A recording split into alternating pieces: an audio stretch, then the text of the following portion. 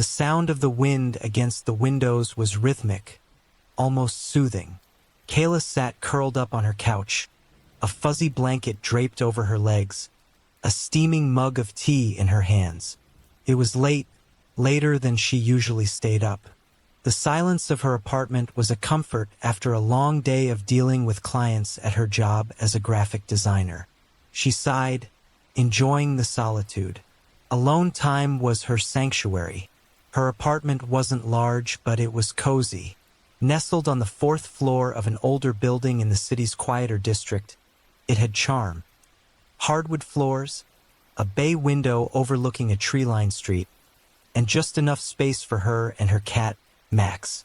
But tonight, Max was absent. Her friend Rachel had agreed to watch him for the week while Kayla dealt with an upcoming project deadline. The emptiness of the apartment without him felt strange, but it was a welcome change to focus on her work. Kayla glanced at the clock on the wall. 12:17 a.m. She debated whether to watch one more episode of her favorite true crime show or head to bed. The show won out and she reached for the remote. That's when she heard it. A faint sound, almost imperceptible, like the scuff of a shoe on hardwood. Her hand froze mid-air. The sound didn't repeat. She brushed it off, convincing herself it was the old pipes or maybe the wind. "This building makes noises," she muttered to herself. Still, she couldn't shake the prickling sensation creeping up her spine. She pressed play and tried to focus on the episode. The narrator's deep voice filled the room, recounting a chilling tale of a missing person. Kayla tried to immerse herself, but her ears strained against the story, listening for any other sounds. The wind howled a little louder, and the old windows rattled slightly in their frames. Then it came again, the scuffing noise only louder this time. It was followed by a faint, almost metallic clicking. Her pulse quickened. She muted the TV and sat perfectly still, holding her breath. The sound had come from the direction of the kitchen. Probably just the wind pushing the back door, she thought, but that rationalization felt thin. The kitchen door led to a small fire escape, but she never used it. And it was locked, wasn't it? Kayla stood, her legs shaky, and crept toward the kitchen. The hardwood floor creaked beneath her feet, each sound echoing in the silence. When she reached the doorway, she stopped and listened. Nothing. The kitchen was bathed in the faint glow of the under-cabinet lights she always left on at night. The door to the fire escape was shut, the deadbolt in place. She tested it to be sure. It was locked. "See? Nothing to worry about," she whispered to herself. She turned back toward the living room, but as she did, she caught something out of the corner of her eye. A shadow moved across the hallway leading to her bedroom. Her stomach dropped. The shadow had been too large to be cast by anything in the apartment. Kayla's first instinct was to run. She bolted for the front door, heart pounding. Her fingers fumbled with the lock as she kept glancing over her shoulder, half expecting someone to appear behind her. The door swung open, and she stepped into the hallway, slamming it shut behind her. Her breaths came in shallow gasps as she leaned against the wall, her phone clutched tightly in her hand. She dialed 911 with trembling fingers. 911? "What's your emergency?" the operator's calm voice asked. "Someone..." Kayla struggled to form words. "Someone's in my apartment. I saw a shadow. I think they're still in there." The operator stayed on the line, asking for details and assuring Kayla that officers were on their way. Kayla's neighbors began to peek out of their doors, their sleepy faces etched with concern. Mrs. Henderson, an elderly woman from across the hall, shuffled over to Kayla and placed a comforting hand on her shoulder. "Are you all right, dear?" Kayla nodded, though she didn't feel all right.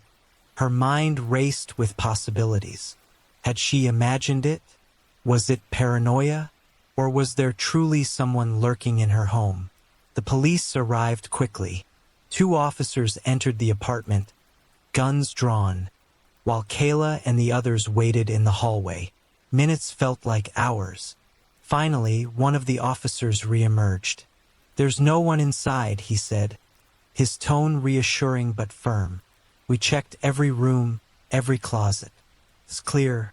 Kayla's relief was tempered by lingering doubt. "But I saw a shadow," she insisted. "I heard noises." "Old buildings like this can play tricks on you," the officer said gently. "The wind, creaking floors, shadows from passing cars outside. It's easy to misinterpret things late at night. But if you're feeling unsafe, you might want to stay with a friend tonight." Kayla nodded, though she didn't fully believe his explanation. She thanked the officers and watched as they left. Mrs. Henderson offered her guest room, but Kayla declined. She didn't want to impose. Back inside her apartment, the atmosphere felt different. The air was heavier, the shadows deeper. She double-checked every lock and even pushed a chair under the front door handle. Her bedroom felt safer, so she retreated there, locking the door behind her. She slid under the covers, her phone clutched in her hand, and waited for sleep that wouldn't come. Hours later, just as she was beginning to drift off, she heard it again. A soft, deliberate click. This time it came from inside the room. Her eyes flew open, and her breath caught in her throat.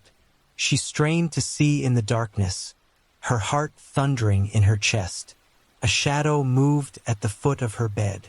Kayla's scream caught in her throat as she scrambled backward, pressing herself against the headboard. The shadow shifted, and the faint outline of a figure took shape. Someone was standing there, just feet away.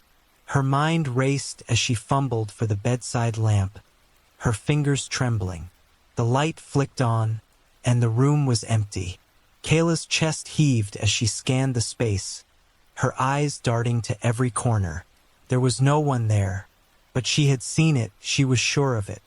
Her hands trembled as she reached for her phone to call the police again, but something stopped her.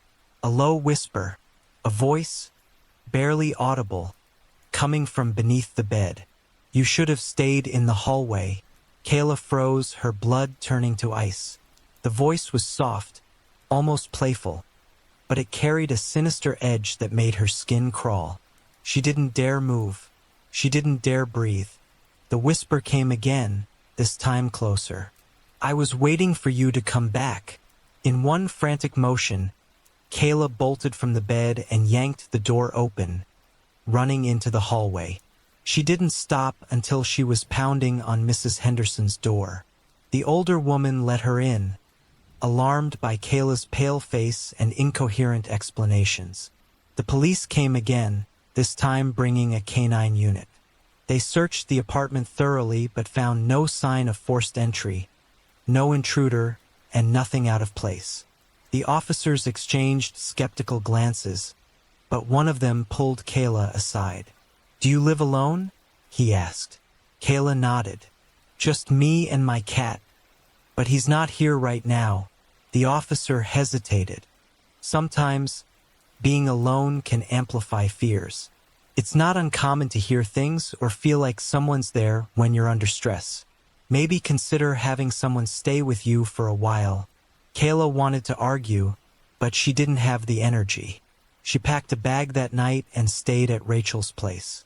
Days turned into weeks, but Kayla couldn't bring herself to return to the apartment. She eventually broke her lease and moved across town. But even in her new home, she sometimes woke in the middle of the night, certain she heard the faint click of a lock turning or the soft whisper of a voice that wasn't hers. And every so often, she'd glance at the foot of her bed and wonder if she was truly alone. Story 2. The old farmhouse sat alone at the end of a dirt road, surrounded by a sea of tall grass that seemed to sway in rhythm with the night breeze. It was a place that Eleanor had inherited but never quite felt at home in.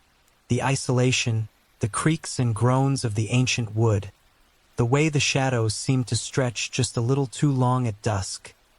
It all unsettled her.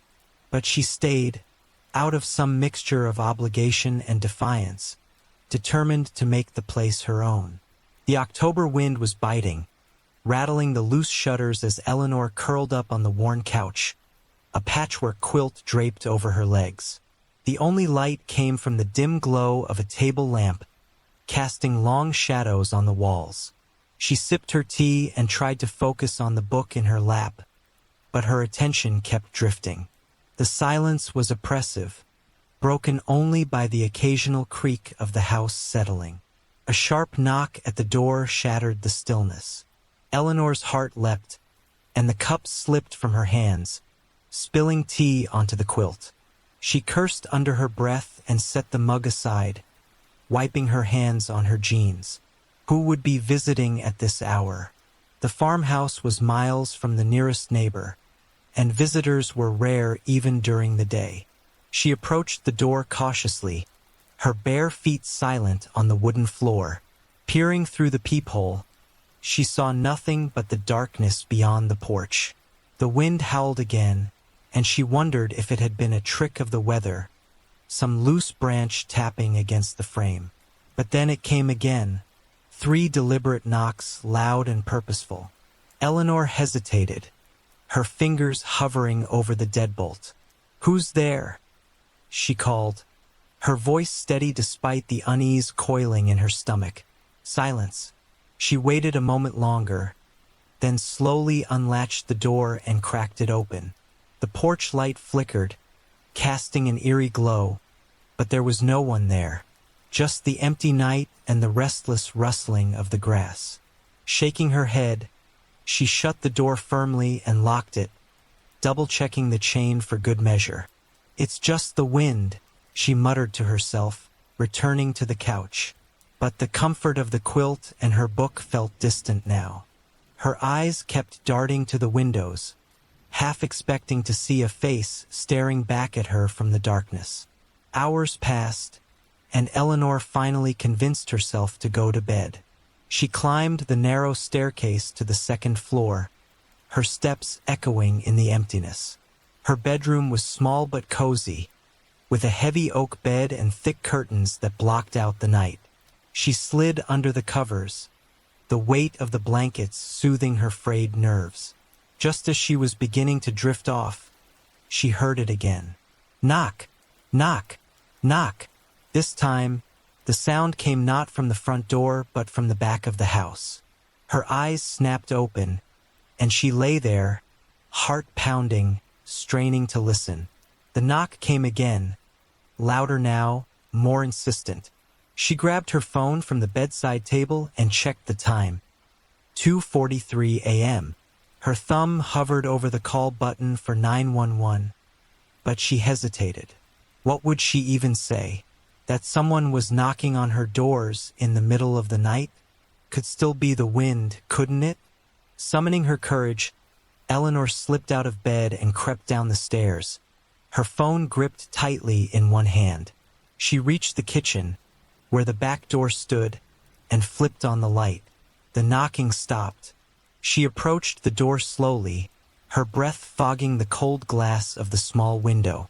She peered outside, but the porch was empty, the night beyond still and impenetrable. A sudden noise made her whirl around. It was faint, coming from the front of the house, the sound of footsteps on the porch. Her pulse quickened as she moved toward the living room, each step feeling heavier than the last. She reached the front door and listened, her ear pressed to the wood. The footsteps stopped, replaced by a new sound, the jiggling of the doorknob. Panic surged through her. Someone was trying to get in. She stumbled back, her mind racing. Grabbing a heavy fireplace poker from the hearth, she positioned herself in the corner of the room, her eyes fixed on the door. The jiggling stopped, and for a moment there was silence. Then the sound of scratching like nails or a blade dragging across the wood. Eleanor's breaths came in shallow gasps as she dialed 911. The dispatcher's voice was calm, but Eleanor could barely form a coherent sentence. "Someone's trying to break in," she managed to say, her voice trembling. "I'm alone. Please, send someone." The dispatcher assured her that officers were on their way and urged her to stay on the line. Eleanor nodded. Even though the woman on the other end couldn't see her, she tightened her grip on the poker, her knuckles white. Minutes crawled by like hours. The scratching stopped, but the silence was worse. She felt as though the house was holding its breath, waiting. Then, a faint creak from above made her blood run cold. Someone was upstairs. Eleanor's mind reeled. How had they gotten in? She had locked every door, checked every window. Her legs felt like lead as she backed toward the kitchen. The dispatcher's voice a distant hum in her ear.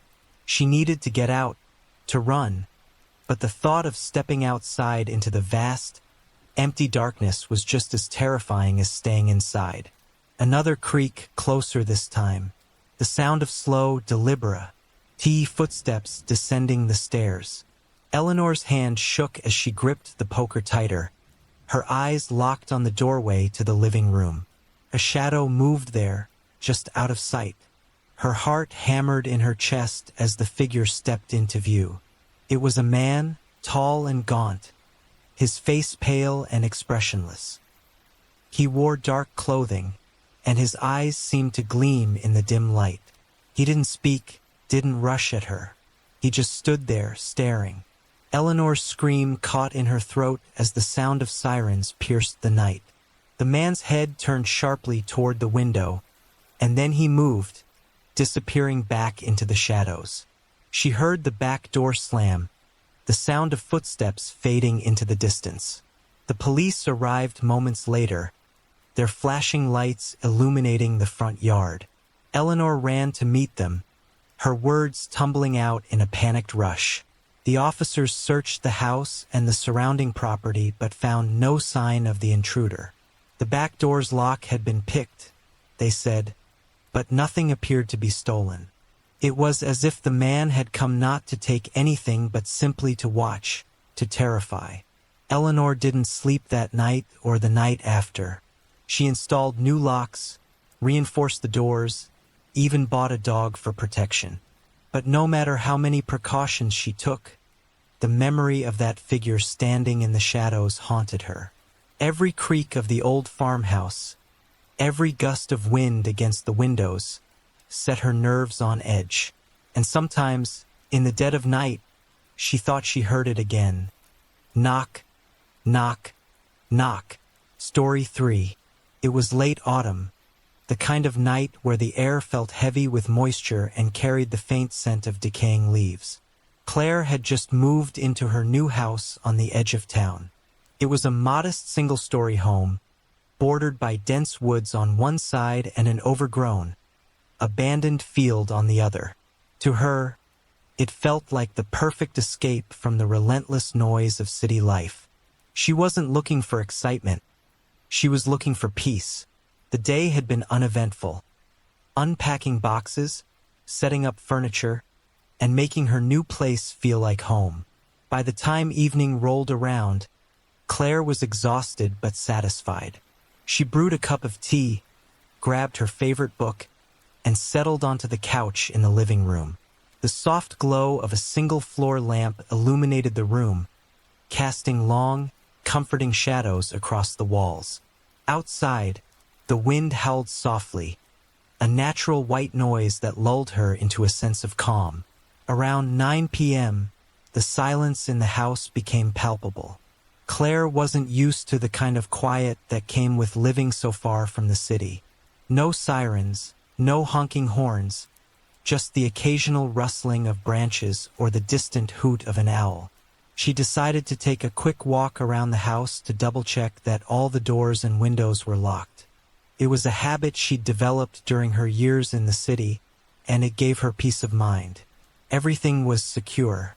The front door was bolted, the windows latched, and the back door, which led to a small, fenced-in yard, was locked. Satisfied, Claire returned to the couch, wrapped herself in a blanket, and resumed reading. By 10 p.m., she began to notice a faint tapping sound. At first, she thought it might be her imagination. She paused her reading and listened carefully. Tap, tap, tap. It was rhythmic, deliberate. Her eyes darted to the window nearest her. The curtains were drawn, but the tapping wasn't coming from there. It seemed to be coming from the back door. Claire's chest tightened. She'd just checked all the doors. The yard was fenced. No one should be back there. Trying to shake off the unease, she told herself it was probably a tree branch swaying in the wind. She stood up, her footsteps muffled by the plush rug, and cautiously made her way to the back door. When she reached it, she hesitated. The tapping had stopped. She peeked through the peephole but saw nothing. Still, she decided to turn on the backyard light. The floodlight illuminated the yard, revealing the wooden fence, a few scattered leaves, and nothing else. No tree branches close enough to tap on the door. No sign of anything that could have made the noise. She exhaled slowly, shaking her head. "It's just my imagination," she muttered. Claire returned to the living room, but the feeling of unease lingered. She decided to call it a night. After brushing her teeth and changing into pajamas, she climbed into bed and turned off the bedside lamp. The darkness enveloped her, and for a while, she lay still, listening to the faint sounds of the house settling. Just as she was beginning to drift off, she heard it again. Tap, tap, tap. Her eyes flew open, heart pounding. This time it was louder, more insistent. It wasn't coming from the back door. It was coming from the bedroom window. Claire froze. She stared at the window, her mind racing. The curtains were drawn, and the idea of pulling them back to see what was outside filled her with dread. What if there was someone there? Summoning her courage, she reached for her phone on the nightstand and turned on the flashlight. The beam of light quivered as her hand trembled. Slowly, she approached the window. She stopped just short of the curtains, straining to listen. The tapping had stopped again. She waited, her breath shallow, her skin prickling with anticipation. When she finally mustered the nerve to pull back the curtain, her flashlight revealed nothing but the empty yard and the dense wall of trees beyond the fence. Claire closed the curtain quickly, her pulse racing. She tried to convince herself it was the wind, maybe a stray animal. Still, she couldn't shake the feeling that she was being watched. Returning to bed, she kept her phone in her hand, the flashlight still on, casting a faint glow across the room. The rest of the night was uneventful. When morning came, Claire's nerves were frayed, but she dismissed the previous night as a product of her overactive imagination. She spent the day running errands and trying to distract herself. That evening, as the sun dipped below the horizon and darkness reclaimed the house, Claire's anxiety returned. She made sure all the doors and windows were locked again, double-checking each one. She even dragged a chair in front of the back door for good measure. By 11 p.m., she was in bed, scrolling through her phone to keep her mind occupied. The house was eerily silent, save for the occasional creak of the floorboards. Just as she was starting to relax, she heard it again. Tap, tap, tap. This time it was coming from the living room. Claire's stomach dropped. She sat up, clutching her phone, and listened. The sound was deliberate, steady, and chillingly human. She debated calling the police but hesitated. What if it was nothing? What if they thought she was crazy? Gathering her courage, she grabbed a heavy flashlight from her bedside drawer and crept toward the living room. Each step felt agonizingly loud in the stillness. When she reached the living room, she froze. The tapping had stopped, but the air felt charged, as if someone, or something, was there with her. Claire scanned the room, her flashlight cutting through the darkness. Nothing seemed out of place. She was about to turn around when she noticed something on the floor near the back door. Her breath hitched. A single muddy footprint. It hadn't been there earlier. Her mind reeled. How could someone have gotten inside? She'd locked everything. Panic set in as she backed away toward her bedroom, flashlight shaking in her hand. She locked the bedroom door behind her and dialed 911, her voice trembling as she explained the situation. The operator assured her that officers were on their way. Claire stayed on the line, clutching the flashlight like a weapon. Minutes felt like hours. She could hear faint noises outside the bedroom, soft creaks, a distant thud. Then, just as suddenly as they'd started, the noises stopped. When the police arrived, they searched the house thoroughly. There were no signs of forced entry, no evidence of anyone else being inside. The muddy footprint was gone. Claire felt like she was losing her mind. Over the next few nights, the tapping continued. It came from different places each time, the windows, the doors, even the walls. The police found nothing, and Claire's friends dismissed her concerns as stress or an overactive imagination. But she knew better. She wasn't imagining it. One night, desperate for answers, Claire set up her phone to record the living room while she slept. The next morning, she hesitated before playing back the footage. The video showed the empty room, dimly lit by the moonlight filtering through the curtains. For hours, nothing happened. Then, at 3:17 a.m., the tapping started. In the video, the sound seemed to come from the walls. The camera didn't capture anything visible, but the tapping grew louder and more frantic before abruptly stopping. Claire's blood ran cold as she noticed something else. Just before the video ended, the camera shifted slightly, as if it had been moved by an unseen hand. That was the last night Claire spent in the house. She packed her belongings and left, vowing never to return. The house still stands on the edge of town, empty and silent. Occasionally, curious locals venture close, drawn by rumors of strange noises and ghostly tapping that echoes through the night. But no one stays for long. The house doesn't like visitors. Story 4. The clock struck 11:13 p.m., and Emma was still awake, her eyes scanning the endless feed on her phone. Her small apartment felt more stifling than usual, the darkness outside pressing against the windows like a tangible weight. Living alone was something she had embraced over the past year, finding solace in the quiet. But tonight, that quiet felt oppressive. She sighed, setting her phone on the nightstand. The glow of the screen lingered in her vision as she stared up at the ceiling. The faint hum of the refrigerator in the kitchen was the only sound breaking the silence. She double-checked the locks before bed, as always, and reminded herself that the building had a reliable security system. Yet, an uneasiness crept over her, prickling the edges of her consciousness. A faint sound drew her attention. At first, Emma thought it was her imagination, a light scratching, almost imperceptible. She strained her ears, holding her breath.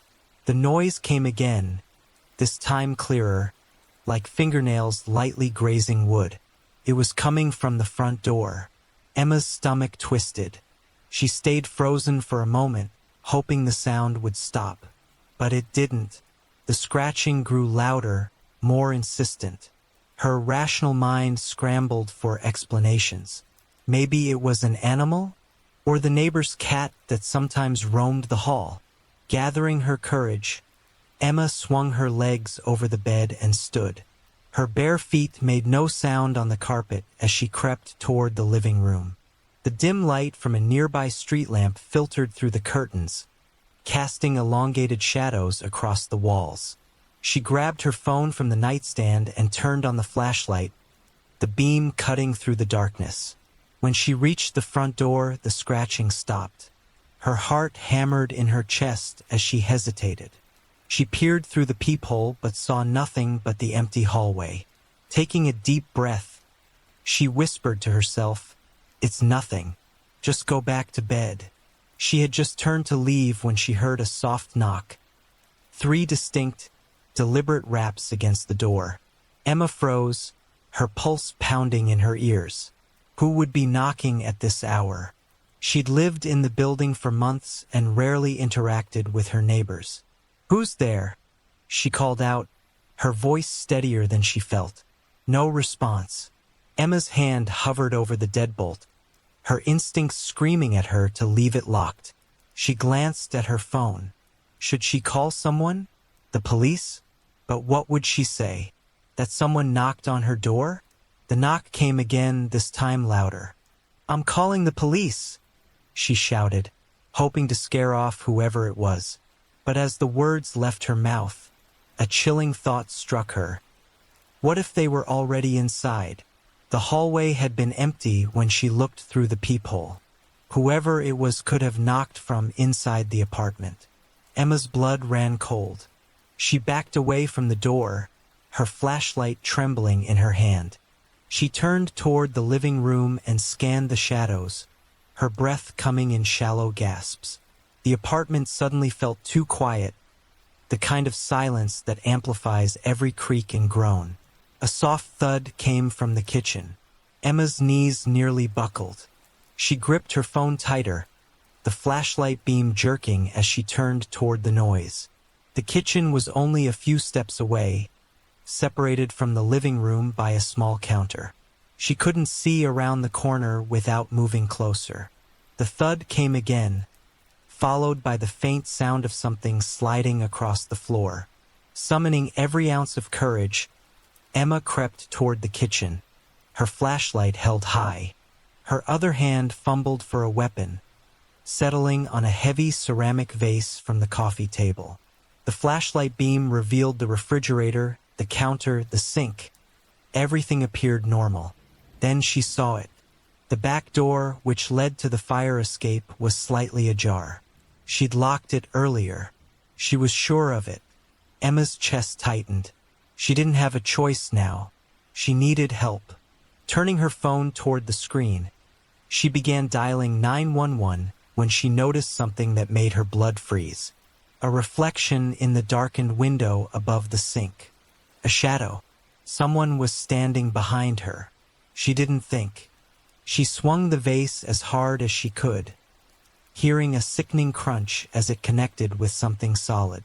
A guttural cry erupted from behind her as the figure staggered back, clutching their face. Emma turned, her flashlight catching the intruder in its beam. It was a man, tall and wiry, dressed in dark clothes. His face was partially obscured, but his eyes burned with rage. Blood trickled from his nose where the vase had hit him. Emma screamed and bolted for the front door, fumbling with the locks as she heard the man's footsteps pounding after her. Just as he reached her, she managed to throw the door open and dart into the hallway. She screamed for help, her voice echoing through the building. Lights flicked on in neighboring apartments, and doors creaked open as tenants peeked out, startled by the commotion. The man hesitated, glancing down the hallway before retreating back into Emma's apartment. Seconds later, she heard the slam of the fire escape door. The police arrived within minutes. They searched the apartment and the surrounding area but found no sign of the intruder. The lock on the back door had been tampered with, and muddy footprints led from the fire escape into the kitchen. The officers assured Emma they'd patrol the area and advised her to stay somewhere else for the night. Shaken but grateful to be alive, Emma packed a bag and went to stay with a friend. She couldn't shake the image of the man's eyes, the way they'd locked onto hers with a cold, predatory intensity. That night, as she lay on her friend's couch, her phone buzzed. A notification from her apartment's security camera app. With trembling hands, she opened it. The camera in her living room showed nothing unusual, just the empty space, dimly lit by the street lamp outside. Then the screen flickered. For a brief moment, she saw him, the man, standing in the middle of her living room, staring directly at the camera. And then the feed went black.